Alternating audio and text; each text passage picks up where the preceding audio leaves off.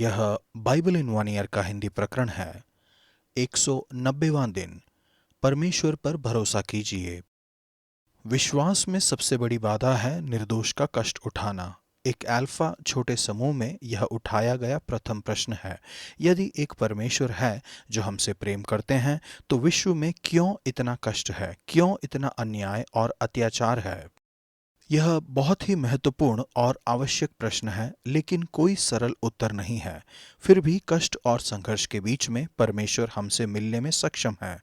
असाधारण रूप से अक्सर वे लोग जो बड़े कष्टों से गुजरते हैं, उनके पास मजबूत विश्वास होता है। वे अपने साथ परमेश्वर की उपस्थिति की गवाही देते हैं और दर्द में उन्हें मजबूत करते हैं और उन्हें शांति देते हैं।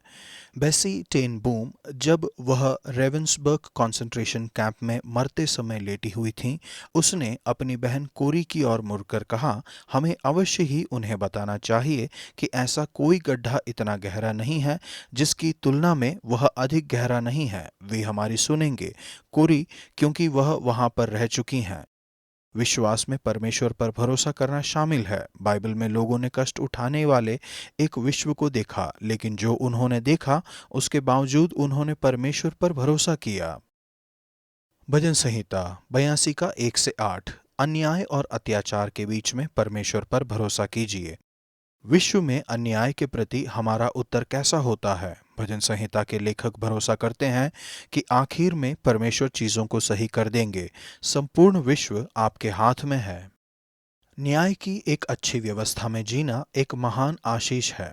भ्रष्ट और अक्षम न्यायाधीशों के बीच में जीना एक भयानक श्राप है, लेकिन आखिर में परमेश्वर उनसे हिसाब लेंगे। परमेश्वर की सभा में परमेश्वर ही खड़े हैं। वह ईश्वरों के बीच में न्याय करते हैं। भरोसा कीजिए कि परमेश्वर अध्यक्ष हैं, वह पूर्ण नियंत्रण में हैं। वह ईश्वरों के बीच में न्याय करते हैं। तुम लोग कब तक टेढ़ा न्याय करते और दुष्टों का पक्ष लेते रहोगे?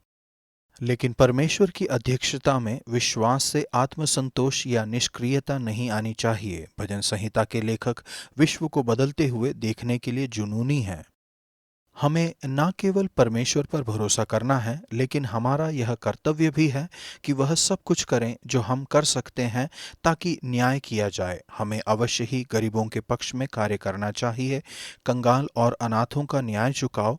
दीन दरिद्र का विचार खराई से करो। कंगाल और निर्धन को बचा लो। दुष्टों के हाथ से उन्हें छुड़ाओ। एक समय आएगा जब चीजें सही कर दी जाएंगी, अन्याय हटा दिया जाएगा और भ्रष्ट सरकार से छुटकारा मिल जाएगा। वह प्रार्थना करते हैं, हे परमेश्वर, उठ और पृथ्वी का न्याय कर। जबकि हम भी परमेश्वर के अंतिम न्याय की आशा करते हैं, हम उस न्याय की प्रतीक्षा करते हैं, अभी गरीबों और सताए हुओं के पक्ष में कार्य करने के द्वारा। हमें सामर्थ्य के स्थान में बैठे हुए लोगों के सामने यही चुनौती रखनी चाहिए, तुम लोग कब तक टेढ़ा न्याय करोगे? परमेश्वर, आपका धन्यवाद, क्योंकि एक दिन सभी का न्याय होगा। आप चीज़ों को सही से रख देंगे। तब तक मेरी सहायता करिए कि हमारे विश्व में गरीबों और सताए हुओं के पक्ष में मैं कार्य कर सकूं। नया नियम, प्रेरितों के काम 27 का 13 से 44 तक। विपदा और गड़बड़ी के बीच में परमेश्वर पर भरोसा कीजिए। जब आपके जीवन में चीजें गलत हो जाती हैं, तब क्या आप घबराते हैं? मैं जानता हूं कि मैं घबराता हूं।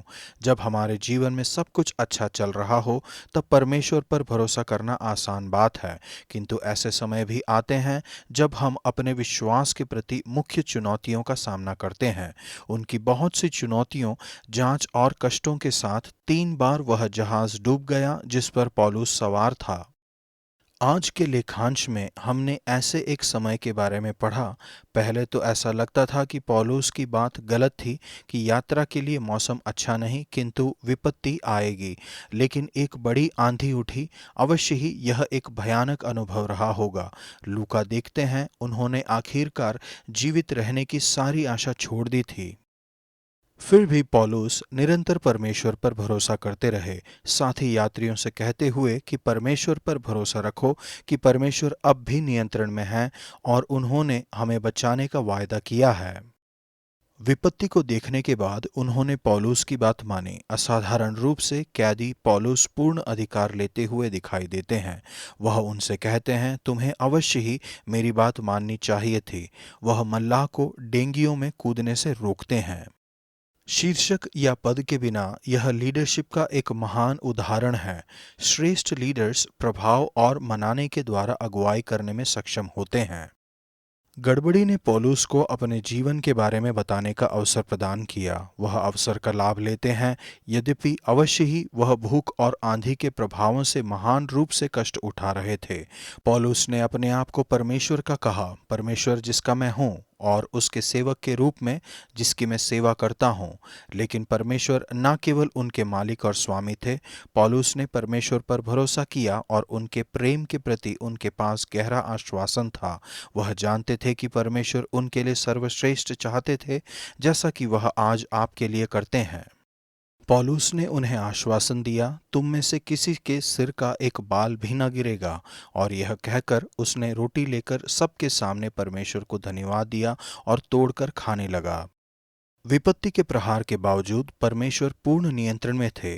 तब सैनिकों का यह विचार हुआ कि बंदियों को मार डालें, ऐसा न हो कि कोई तैर कर निकल भागे। परंतु सूबेदार ने पौलुस को बचाने की इच्छा से उन्हें इस विचार से रोका। परमेश्वर ने पौलुस को लोगों की नज़रों में और स्वयं परमेश्वर की नज़रों में कृपादृष्टि प्रदान की। इसके परिणाम स्वरूप सभी सुरक्षित रूप से भूमि पर पहुंच गए। कोई भी चीज परमेश्वर को पौलुस को बचाने और उनके उद्देश्य को पूरा करने और जीवन को बचाने के लिए उसका इस्तेमाल करने से नहीं रोक सकती थी। परमेश्वर आपका धन्यवाद, क्योंकि आप मुझे बचा सकते हैं। यहाँ तक कि जब विपत्ति आती है, जब चीज़ें गलत हो जाती हैं, मेरी सहायता करिए कि मैं न घबराऊं, बल्कि अपने साहस को बनाए रखूं और आप में विश्वास रखूं। पुराना नियम, दूसरा राजा 18 का 1 से 19 के 13 तक। बुराई और संकट के बीच में परमेश्वर पर भरोसा कीजिए। आखिरकार ऐसे एक व्यक्ति के विषय में पढ़ना कितना शांति प्रदान करता है जिसने परमेश्वर पर भरोसा किया। हिजकिय्याह परमेश्वर पर भरोसा रखता था, उन पर निर्भर रहता था और उनमें उसका विश्वास था। वह अपना संपूर्ण भरोसा इस्राएल के परमेश्वर पर रखता था और इसीलिए यहोवा उसके संग रहे और जहाँ कहीं वह जाता था उसका काम सफल होता था। जब हिजकिय्याह राजा बन गया, उसने सबसे पहले उन सभी चीज़ों को नष्ट किया जो लोगों को परमेश्वर की आज्ञा मानने से रोक रही थी। शायद से आपके जीवन में भी कई ऐसी चीज़ें हैं जो परमेश्वर की आज्ञा मानने में आपके सामने बाधा डाल रही हों। यद्यपि शायद से वह ज़रूरी लगे, परमेश्वर की आज्ञा मानने से ज़रूरी कुछ नहीं। परमेश्वर उनकी आज्ञा मानने में हमारी सहायता करना चाहते हैं।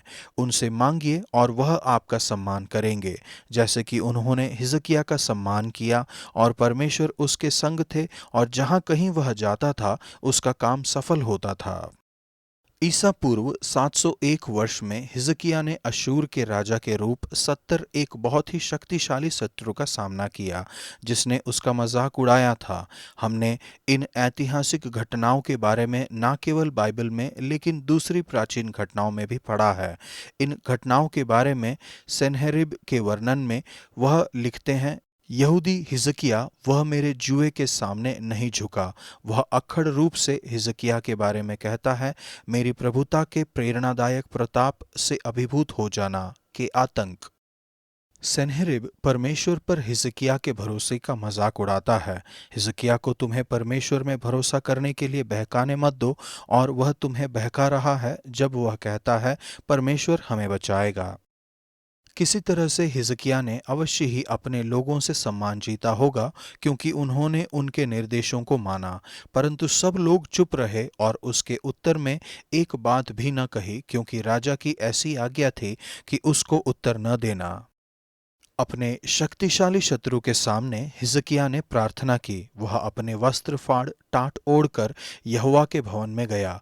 अधिकारियों का एक समूह भविष्यवक्ता यशायाह के पास गया और उससे कहा, हिजकिय्याह यूं कहता है, आज का दिन संकट और भर्त्सना और निंदा का दिन है। बच्चों के जन्म का समय तो हुआ, पर जच्चा को जन्म देने का बल न रहा। यशायाह का उत्तर था, यहोवा यूं कहता है, जो वचन तूने सुने हैं उनके कारण मत डर। ना केवल हिजकिय्याह ने परमेश्वर पर भरोसा किया, लेकिन उन्होंने लोगों को भी परमेश्वर पर भरोसा करने के लिए मना लिया।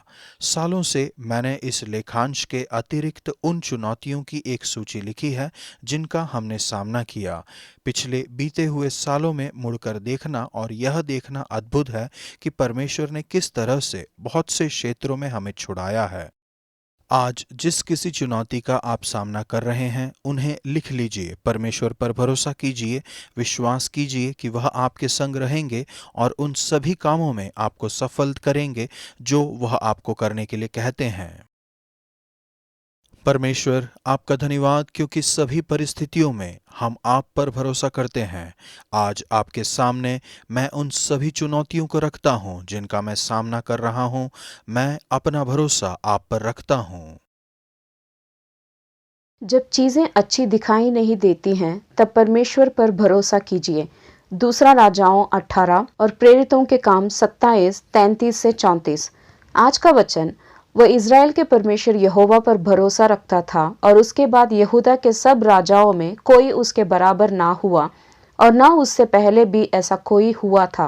और वह यहोवा से लिपटा रहा और उसके पीछे चलने ना छोड़ा, और जो आज्ञाएं यहोवा ने मूसा को दी थी उनका वह पालन करता रहा। इसीलिए यहोवा उसके संग रहा और जहाँ कहीं वो जाता था वहाँ उसका काम सफल होता था। और उसने अश्शूर के राजा से बलवा करके उसकी अधीनता छोड़ दी। दूसरा राजाओं 18, 5 से 7।